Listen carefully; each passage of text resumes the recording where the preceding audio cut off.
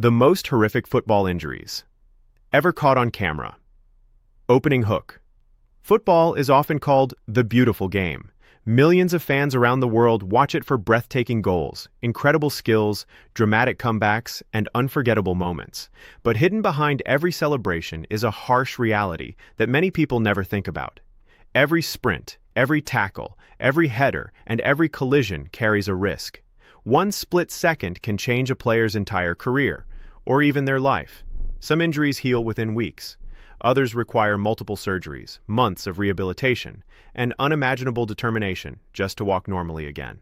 And in the most terrifying cases, players don't just suffer broken bones, they collapse because their heart suddenly stops beating. Today, we're taking a closer look at some of the most shocking football injuries ever captured on camera. More importantly, we'll explain what actually happened inside the body, why these injuries looked so horrifying, how doctors treated them, and how modern medicine helped many of these athletes return to the game they love. Let's begin. The nightmare leg break. Imagine running at full speed toward the ball. Your foot is planted firmly on the ground. Another player arrives at exactly the wrong angle. Instead of simply falling, your entire lower leg bends in a direction it was never designed to move. That's exactly what happened in one of football's most disturbing injuries. The impact was so violent that everyone watching immediately knew something was terribly wrong. Players covered their faces. Some couldn't even look. Medical staff rushed onto the field within seconds. At first glance, many people assume that a broken bone is the biggest danger. Surprisingly, it's often not.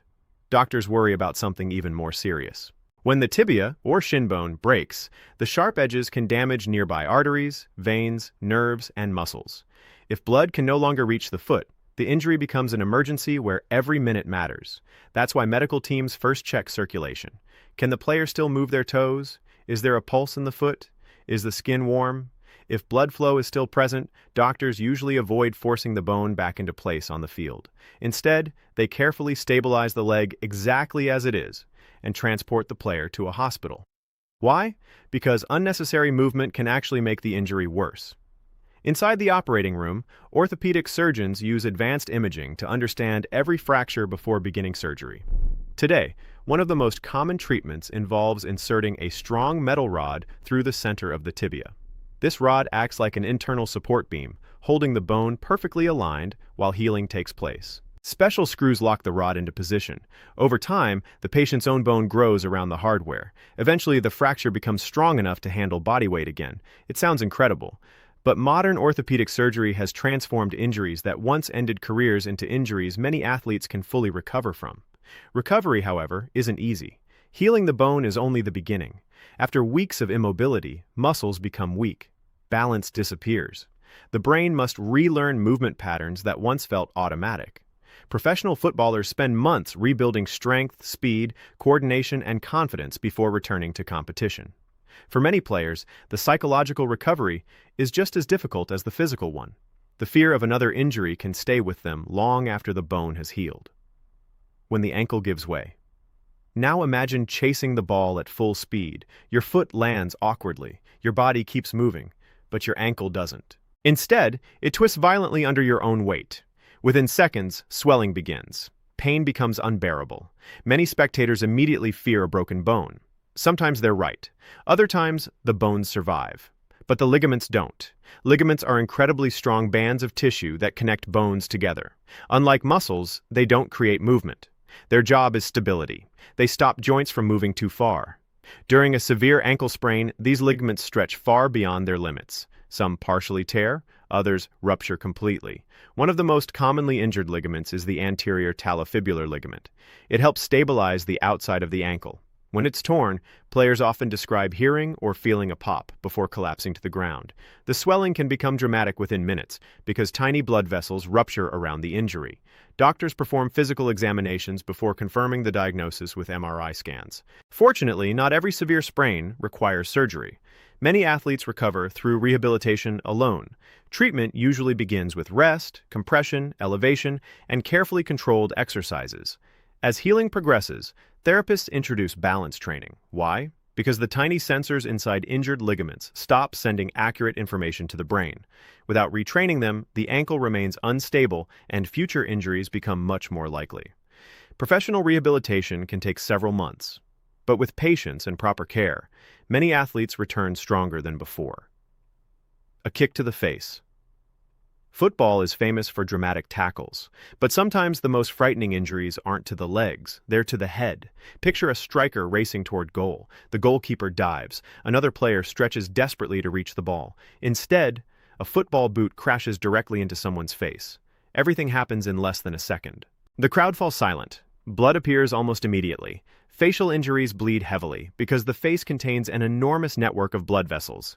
Even relatively small cuts can look terrifying.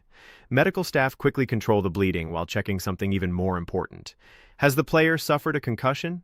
A concussion doesn't always involve losing consciousness. Many athletes remain awake. Some even insist they feel perfectly fine. But inside the skull, the brain has been shaken by the force of the impact. Symptoms can include confusion, dizziness, blurred vision, nausea, headache, sensitivity to light, memory problems, or difficulty concentrating. That's why modern sports medicine takes head injuries much more seriously than in the past. If doctors suspect a concussion, players are usually removed from the game immediately. Returning too early places the athlete at risk of another brain injury before the first one has healed. That risk is simply not worth taking. Sometimes facial injuries also involve fractures of the cheekbone, eye socket, or nose.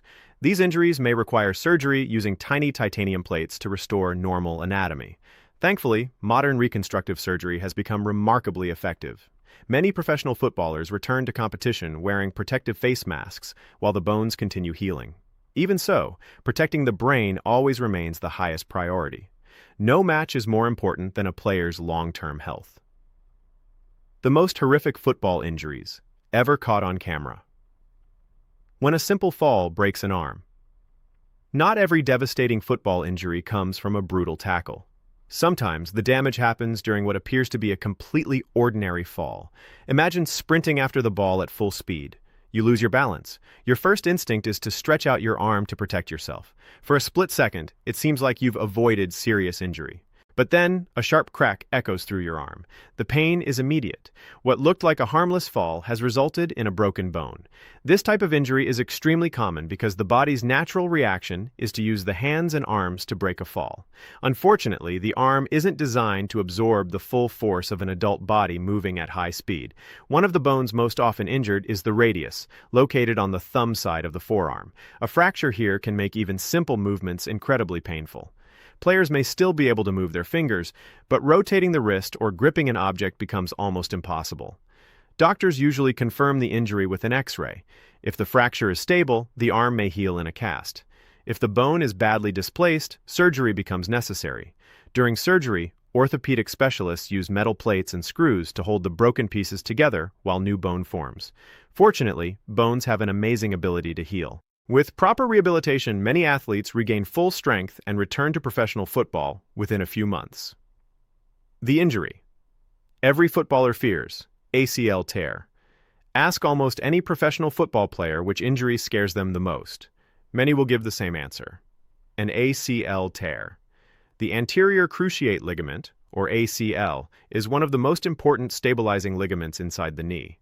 It prevents the shin bone from sliding too far forward beneath the thigh bone. It also helps control twisting movements. In football, those movements happen constantly. A player plants one foot, turns suddenly, changes direction, or lands awkwardly after jumping for a header. Sometimes there's no contact at all. Then, the knee twists.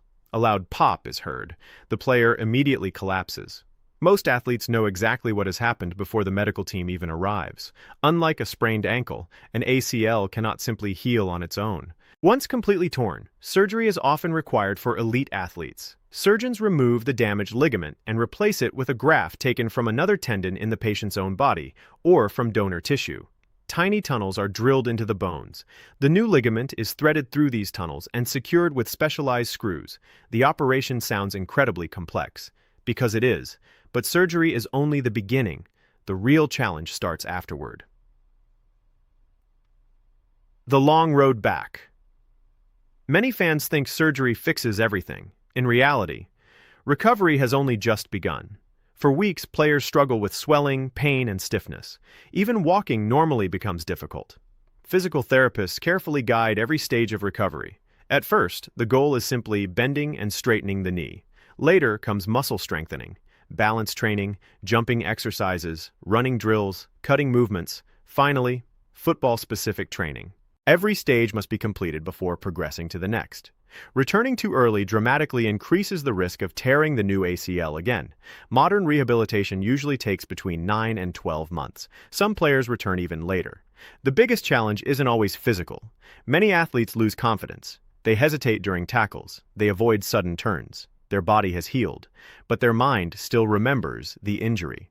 Sports psychologists often become an important part of the recovery process, helping athletes trust their knee again. Head injuries are more dangerous than they look. When most people think about football injuries, they imagine broken legs, but doctors often worry far more about injuries to the head. A powerful elbow, a collision during a header, a boot striking the side of the face. Each can cause the brain to move violently inside the skull. Unlike bones, the brain cannot simply be placed in a cast. Concussions are often called invisible injuries. A player may stand up, walk normally, even insist they feel perfectly fine, but hidden damage may already have occurred. Symptoms sometimes appear minutes or even hours later. That's why medical teams perform careful neurological evaluations before allowing any athlete to continue playing. Repeated concussions are especially dangerous. If another head injury occurs before the brain has fully healed, the consequences can be life-changing. This is why modern football has become much stricter regarding concussion protocols. Protecting a player's brain always comes before protecting the scoreline. The hidden danger of facial fractures. The human face contains more than just skin and bone. It protects the eyes, the sinuses, important nerves, and major blood vessels. A violent collision can fracture the cheekbone, nose, jaw, or eye socket. One of the most concerning injuries involves the orbital bone, which surrounds the eye. A fracture here can trap the muscles that control eye movement. Without treatment, a player may experience double vision or difficulty moving the eye normally. Surgeons often repair these fractures using tiny titanium plates that are carefully shaped to restore the original structure of the face. Although the surgery sounds intimidating, modern facial reconstruction has achieved remarkable success. Many professional players return wearing custom-made protective masks while the bones finish healing. These masks allow them to compete safely without risking another fracture during the healing process. Pain doesn't always show the full story. One important lesson from football injuries is this: the amount of pain does not always match the severity of the injury. Some players scream in agony after a relatively minor sprain. Others calmly walk off the pitch despite having a serious fracture. Adrenaline plays a huge role. During intense competition, the body releases powerful stress hormones. These chemicals temporarily reduce pain and help athletes continue performing. Unfortunately, this can also hide dangerous injuries. That's why medical staff never rely solely on what the player says. They examine movement, strength, stability, circulation, sensation, and sometimes order imaging scans even when the athlete believes everything is fine, because in sports medicine, appearances can be deceiving. The most horrific football injuries ever caught on camera: when the shin bone snaps. Few injuries in football are as horrifying as a fractured shin. One moment, a player is sprinting down the field.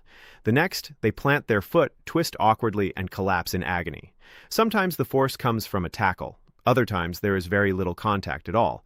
The lower leg suddenly bends in a way that no human leg should ever bend. The crowd immediately knows something is terribly wrong. Teammates wave frantically for medical staff. Some players cover their eyes because they cannot bear to look. The lower leg contains two major bones: the tibia, which carries most of the body's weight, and the fibula, a thinner bone that provides stability. When both bones break together, doctors call it a tibia-fibula fracture, or simply a tib-fib fracture. These injuries almost always require surgery. One of the greatest concerns is whether the broken bone has pierced the skin. If it has, the fracture becomes an open fracture. Open fractures are dangerous because bacteria can enter the wound and cause serious infections. Doctors must act quickly. Patients receive antibiotics almost immediately. The wound is carefully cleaned in the operating room. Then surgeons stabilize the bones using rods, plates, screws, or a combination of all three. Recovery is rarely quick. Most professional footballers spend many months rebuilding strength before they even begin running again. Returning to elite competition often takes close to a year. The silent threat of stress fractures. Not every broken bone happens suddenly. Sometimes the body gives warning signs long before disaster strikes. Every time an athlete runs, tiny amounts of stress pass through the bones. Normally, the body repairs this microscopic damage overnight. But if training becomes too intense, or recovery is inadequate, the damage starts accumulating faster than it can heal. Eventually, tiny cracks develop inside the bone. These are known as stress fractures. At first, the pain may seem minor. Players often ignore it. They continue training, continue competing, continue pushing through the discomfort. Then one day, under enough force, the weakened bone breaks completely. What could have been treated with rest becomes a season-ending injury. This is why sports medicine places such a strong emphasis on early diagnosis. Listening to the body can sometimes prevent catastrophe.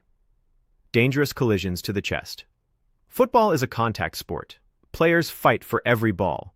Shoulders collide, elbows fly, bodies crash together at full speed. Most of the time, athletes simply get back up, but occasionally, a powerful blow to the chest becomes something much more serious. Doctors worry about injuries to the ribs, lungs, and even the heart. A severe impact can fracture ribs. Sharp fragments may puncture a lung, causing it to collapse.